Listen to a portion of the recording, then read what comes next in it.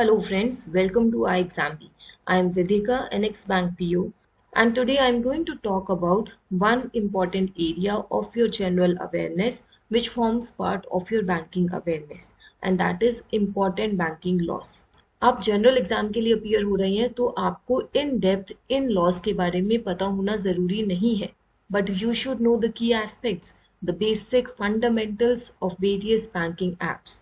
अब कौन कौन से बैंकिंग एक्ट्स हैं?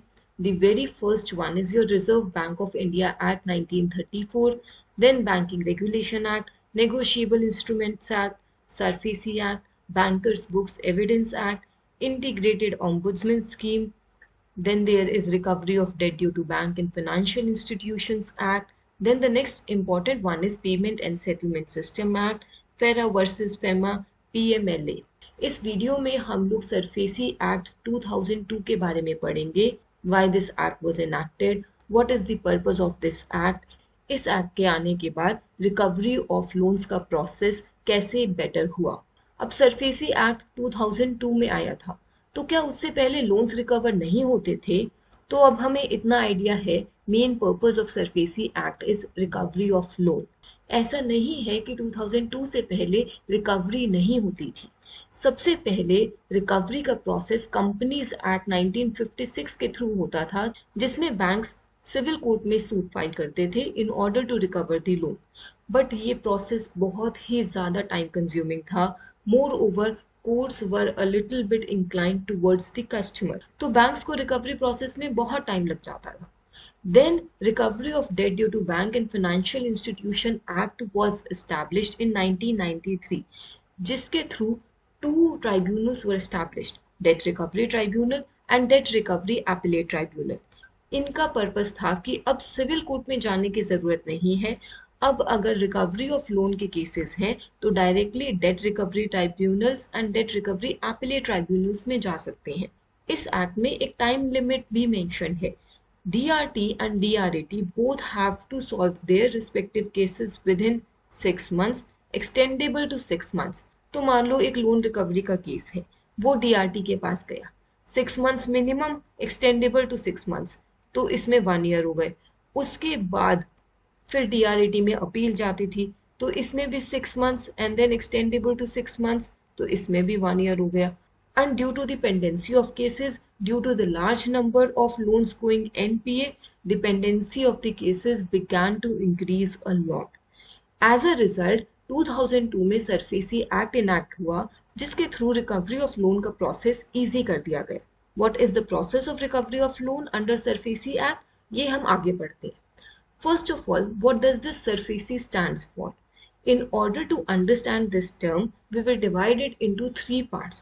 S, which stands for securitization, then RFA, which stands for reconstruction of financial assets, and ESI, which says enforcement of security interest. Let's take an example and try to understand why is SARFAESI Act needed, what are the various institutions that are present under SARFAESI Act. Now let's take a company PQR Limited. This company wants to start a business. This company therefore needs capital and it approaches a bank for a loan. It asks for a loan of 500 crore. अब bank बिना बात के 500 करोड़ तो PQR Limited को नहीं देगा. Bank says, what are you giving me as mortgage? किसके basis पे मैं आपको 500 करोड़ का लोन दूं? In that case, PQR Limited mortgages one of its property. Bank इस प्रॉपर्टी की वैल्यूएशन करवाता है and finds out that the worth of this property is 500 crores.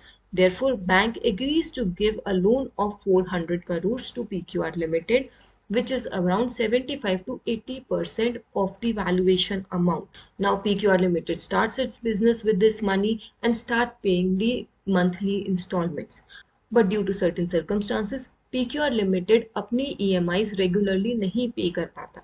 In that case, this loan gets defaulted. मतलब loan NPA हो जाता है. अब bank को उस लोन को रिकवर करना है जो NPA हो चुका है, नॉन परफॉर्मिंग एसेट. बैंक के 2 मोस्ट इंपॉर्टेंट फंक्शंस होते हैं, कस्टमर से डिपॉजिट लेना, कस्टमर्स को लोन्स और एडवांसेस देना. अब अगर बैंक रिकवरी के प्रोसेस में लग गया तो ऐसा हो सकता है कि वो अपने टू प्राइम फंक्शन से डिविएट हो जाए. For example, consider me. I am a law professional. I am enrolled with the Bar Council. So I am eligible to practice in court as an advocate. अब अगर मेरा एक case है और मुझे वो केस किसी कोर्ट में जाकर आर्ग्यू करना है, तो मैं खुद भी कर सकती हूँ. बट अगर मेरा फोकस मेरी लिटिगेशन पर शिफ्ट हो गया, then I may deviate from my role of a faculty here, from my role of teaching here, और मुझे लिटिगेशन का इतना एक्सपीरियंस भी नहीं है, then I can go and hire an advocate to argue that case on my behalf, and I will perform my primary function here, which is of teaching. इसी तरीके से बैंक अपने प्राइमरी रोल से deviate ना हो, तो bank एक asset reconstruction company को अप्रोच करता है, which will help in reconstruction of the financial asset, that is वो फाइनेंशियल एसेट जो एनपीए हो गया है उसको रिकवर करने के लिए बैंक एक एसेट रिकंस्ट्रक्शन कंपनी को अप्रोच करेगा. So till now from this scenario we can understand that there are certain preconditions for enforcing the rights under SARFAESI. The first one is जो डेट है वो secure date होना चाहिए. It should be backed by some security or mortgage. Second thing is debt should have been classified as NPA by banks. When the debt is classified by non-performing asset, then only the SARFAESI Act can be introduced. Then only the proceedings under SARFAESI can be introduced. The third one is with respect to the outstanding dues. Minimum 1 lakh rupees के dues outstanding होने चाहिए, या फिर 20% of the principal amount and interest thereon. For example, अगर 10 लाख का loan है तो minimum अभी 20% of the loan should be due. That means 2 lakh. So one thing is या तो minimum 1 lakh हो या उससे ऊपर हो, and second thing is more than 20% of the principal amount and interest. अगर इससे ज़्यादा का अमाउंट है तभी सरफेसी इंट्रोड्यूस किया जा सकता है. And the fourth one is SARFAESI can not be introduced on agricultural lands. The security should not be an agricultural land.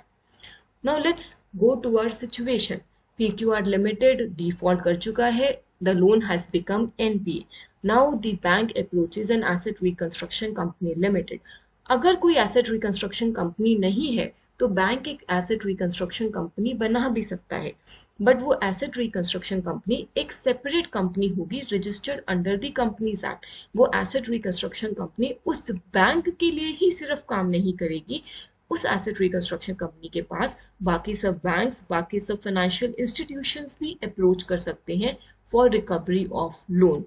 जिस बैंक का किसी एसेट रिकंस्ट्रक्शन कंपनी में 10% से ज्यादा स्टेक होता है, दैट मीन्स 10% से ज्यादा पेड अप इक्विटी कैपिटल होता है, उसे स्पॉन्सर बैंक बोलते हैं उस एसेट रिकंस्ट्रक्शन कंपनी का.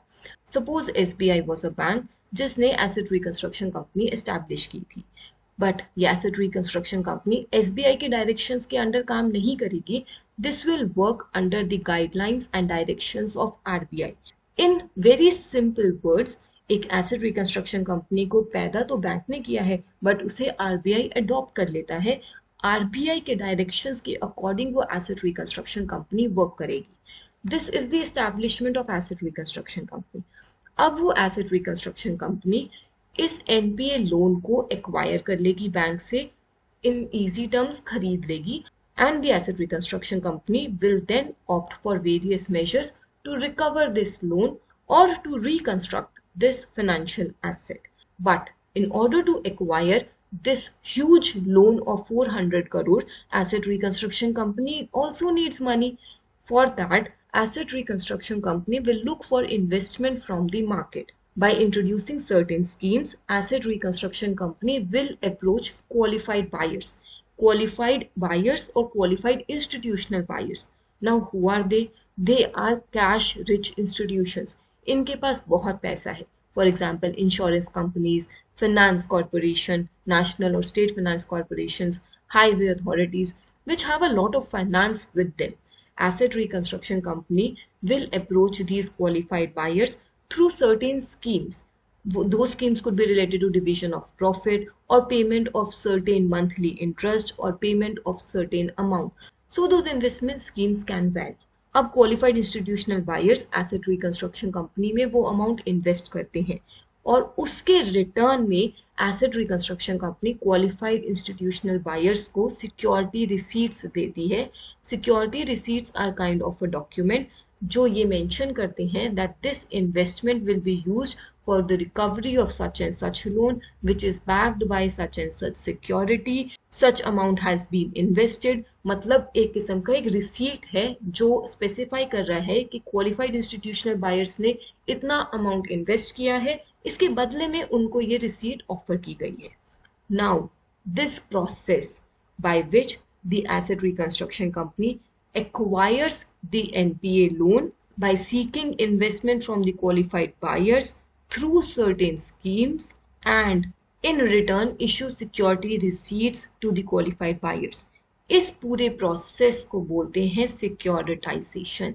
Once this NPA loan has been acquired by the asset reconstruction company, then the second phase starts, which is RFA, reconstruction of financial asset. There are various measures जो एक asset reconstruction company opt कर सकती है. सबसे पहला वो management of the business को take over कर ले, जो बिजनेस की मैनेजमेंट थी उसको चेंज कर दें so that new managers can bring new skills और वो बिजनेस को रीस्टार्ट करें, वो बिजनेस को एक डिफरेंट फॉर्म में मैनेज करें सो दैट वो बिजनेस चल सके और उससे रिलेटेड लोन को पे ऑफ किया जा सके. The second thing could be sale और लीज ऑफ पार्ट और whole of the business.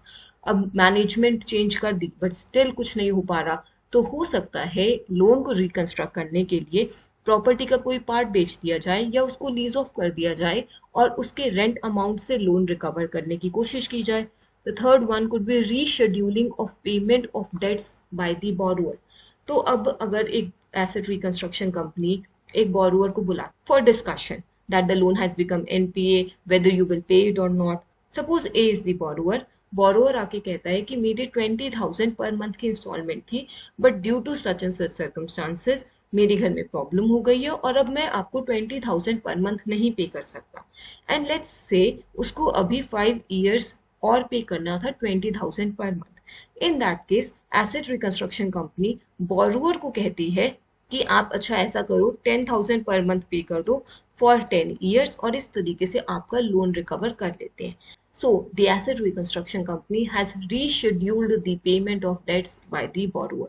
The next one could be enforcement of security interest. ये एक अलग चैप्टर है and this is the third term of SARFAESI, ESI, enforcement of security interest.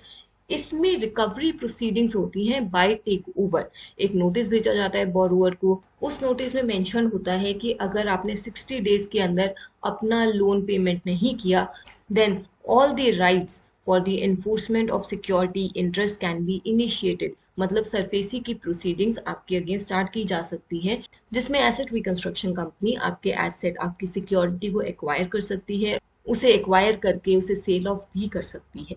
And via that they can take possession of the secured asset. They can also convert any portion of the debt into shares of a borrower company. तो अगर कोई company involve है और उन्होंने loan लिया हुआ है जो एनपीए हो गया है, उस डेट को शेयर्स की फॉर्म में भी कन्वर्ट किया जा सकता है. Now the creditors have become share holders of the company, they have become owners of the company. This was a complete overview of the SARFAESI act. अब एसेट रिकंस्ट्रक्शन कंपनी वर्ड से दो terms बहुत commonly आजकल news में है. One is national asset reconstruction company limited, NARCL, and the another one is IDRCL, which is India Debt Resolution Company Limited, more commonly known as the concept of bad bank. Do you know what is a bad bank? What is the concept of this bad bank? Why was NARCL established when already there are so many asset reconstruction companies present in our country? What is the role of NARCL? What is the role of IDRCL? अगर आपको bad bank, NARCL, IDRCL के बारे में नहीं पता है and you want more clarification on this area which is related to the SARFAESI Act, then drop your query in the comment below and in my next video I will try to take up this topic. Otherwise, in the next video we will discuss about the key areas of Negotiable Instruments Act. iExamB helps you unfold your potential. If you like this video, subscribe to our channel, You can also call us for any of your queries on this number mentioned on the screen. You can drop your queries in the comment box below. If you are specifically preparing for law exams for IBPS SO Law or SEBI Legal, subscribe to LegalBee YouTube channel. This is your one-stop solution for all legal exams. Thank you.